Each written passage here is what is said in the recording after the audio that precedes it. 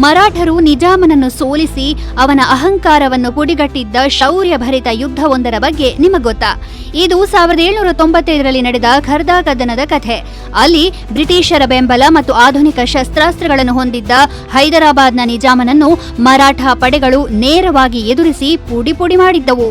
ಒಂದು ಮುರಿದ ಭರವಸೆಯ ಮೇಲೆ ಈ ಯುದ್ಧದ ಬೀಜಗಳು ಬಿತ್ತಲ್ಪಟ್ಟವು. ಟಿಪ್ಪು ಸುಲ್ತಾನನ ವಿರುದ್ಧದ ಯುದ್ಧದ ನಂತರ ನಿಜಾಮನು ಮರಾಠರಿಗೆ ಚೌತ್ ಮತ್ತು ಸರ್ದೇಶ್ಮುಖಿ ಎಂಬ ತೆರಿಗೆಗಳನ್ನು ಪಾವತಿಸುವುದನ್ನು ನಿಲ್ಲಿಸಿದ. ಫಡ್ನವಿಗಳೊಂದಿಗಿನ ವಿವಿಧ ವಿವಾದಗಳನ್ನು ಪರಿಹರಿಸಲು ಗೋವಿಂದರಾವ್ ಪಿಂಗಳೆ ಮತ್ತು ಗೋವಿಂದರಾವ್ ಕಾಳೆ ಅವರನ್ನು ರಾಯಭಾರಿಗಳಾಗಿ ಕಳುಹಿಸಲಾಯಿತು. ಆದರೆ ನಿಜಾಮ ಅವರನ್ನು ಅವಮಾನಿಸಿ ಓಡಿಸಿದ.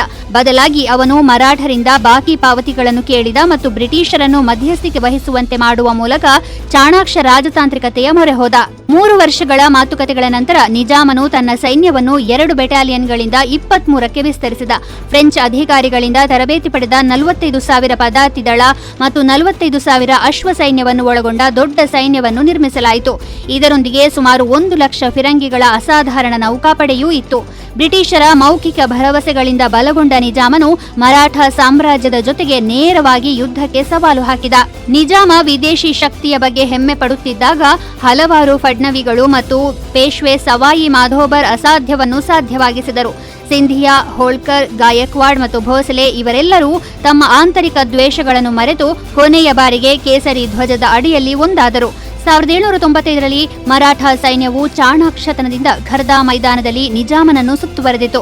ಮಾರ್ಚ್ 11ರಂದು 1 ದಿನದ ಯುದ್ಧದ ನಂತರ ರಾತ್ರಿಯಾಗುತ್ತಿದ್ದಂತೆ ಮರಾಠರು ತಮ್ಮ ಪ್ರಮುಖ ಯುದ್ಧ ತಂತ್ರವನ್ನು ಬಳಸಿದರು. ಒಂದು ಭೀಕರ ಗೆರಿಲ್ಲಾ ಯುದ್ಧ ಪ್ರಾರಂಭವಾಯಿತು. ಕತ್ತಲೆಯ ಲಾಭವನ್ನು ಪಡೆದುಕೊಂಡ ಮರಾಠರು ನಿಜಾಮನ ಹೊಸ ಸೈನ್ಯದ ಮೇಲೆ ಹೊಂಚು ಹಾಕಿ ಹೊಡೆದಾಗ ಅವರೆಲ್ಲ ಕುಸಿದು ಬಿದ್ದರು. ಮರಾಠರ ಶಕ್ತಿಯನ್ನು ಎದುರಿಸಲಾಗದ ಬ್ರಿಟಿಷರು ಹಿಮ್ಮೆಟ್ಟಿದರು. ತಮ್ಮ ಜೀವಗಳನ್ನು ಉಳಿಸಿಕೊಳ್ಳಲು ನಿಜಾಮನ ಪಡೆಯು ಖರ್ದಾ ಕೋಟೆಯಲ್ಲಿ ಅಡಗಿಕೊಂಡಿತ್ತು.